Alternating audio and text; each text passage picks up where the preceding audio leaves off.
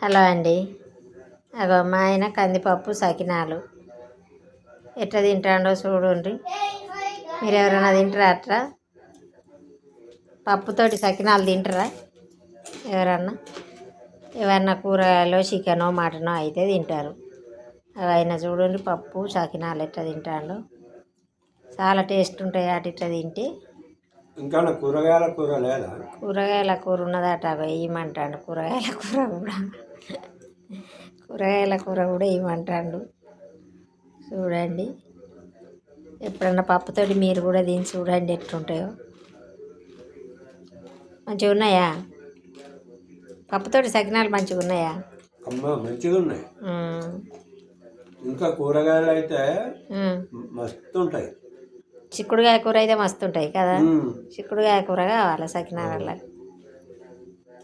చిక్కుడుకాయ కానీ వంకాయ కానీ అవును, సూపర్ ఉంటాయి. బాయ్ అండి.